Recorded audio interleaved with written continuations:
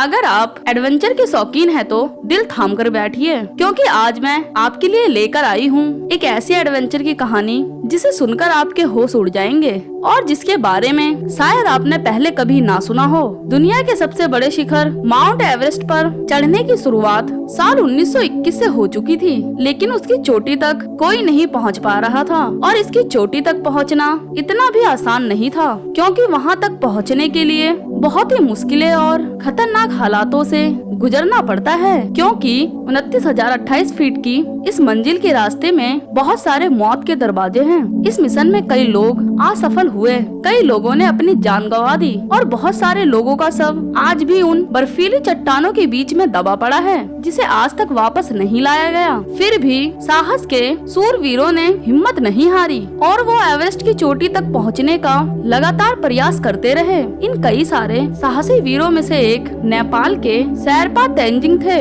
सन 1952 में नेपाल के तेंजिंग के दिमाग पर एवरेस्ट पे चढ़ने का जुनून सवार था। तब स्विट्जरलैंड के रेमन लैम्बर्ट और तेंजिंग ने एवरेस्ट पे चढ़ने का प्रयास किया था, लेकिन वो उसमें असफल साबित हुए। 1952 में शेरपा और रेमन लगभग एवरेस्ट के शिखर तक पहुंच गए थे, लेकिन बेहद कठिनाइयों के चलते उन्हें एवरेस्ट की चोटी से महज 1000 फीट की दूरी से ही वापस आना पड़ा। मंजिल के इतना करीब होकर भी वापस आने का दुख उन दोनों को था, लेकिन तेंजिंग ने हार नहीं मानी। फिर से एक साल बाद सन 1953 में तेंजिंग 7 अंग्रेजों और 2 न्यूजीलैंड के पर्वत आरोहियों के साथ एवरेस्ट के अभियान के लिए निकल गए। तेंजिंग और हिलेरी की टीम ने पहाड़ चढ़ने की शुरुआत 9 अप्रैल 1953 के दिन करी। बर्फीले रास्ते, माइनस में तापमान, हिम नदी, कभी भी टूटने वाली शिलाएं और बर्फीली खाइयों के बीच वो लोग एक के बाद एक कैंप बनाकर अपनी मंजिल के करीब बढ़ते रहे। लगभग 2000 फीट की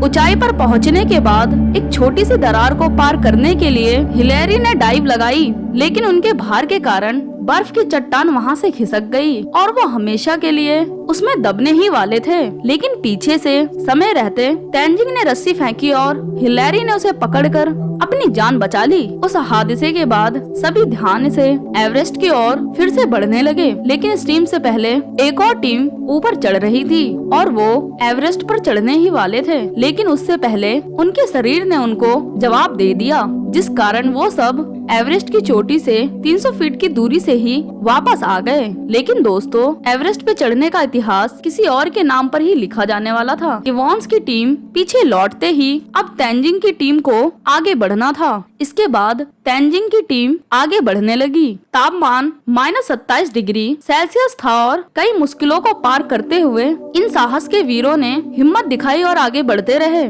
दोस्तों, एवरेस्ट की चोटी से पहले आने वाला आखिरी छोर सबसे खतरनाक माना जाता है, जहां पर पहुंचते पहुंचते कई लोगों ने आखिर में अपनी जान गंवाई है। लेकिन दोस्तों, तेंजिंग और हिलेरी की टीम कुदरत और अपने शरीर की कठिनाइयों का सामना करते एक के बाद एक कदम आगे बढ़ाते रहे और सुबह के 9 बजे वो लोग दक्षिण शिखर तक पहुंच गए। धीरे धीरे ऑक्सीजन खत्म हो रहा था और उनके पास उतना ऑक्सीजन भी नहीं था कि वो इस पूरे अभियान को ठीक से खत्म कर सके। तेंजिंग की गति धीमी हो रही थी, उनके पांव धीरे धीरे भारी हो रहे थे। कुछ यही हाल हिलेरी का भी था।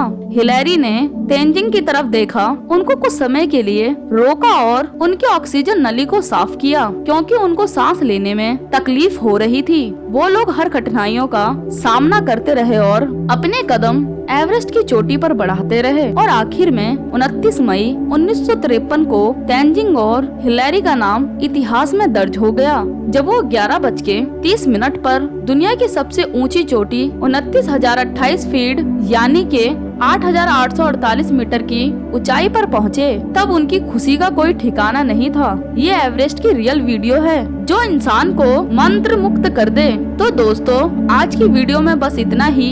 ऐसे ही अमेजिंग वीडियोस के लिए चैनल फैक्ट शेयर को सब्सक्राइब कर बेल आइकन प्रेस कर ले। मैं मिलूंगी अगली बार एक और नए टॉपिक के साथ। तब तक के लिए नमस्कार। वीडियो देखने के लिए थैंक्स।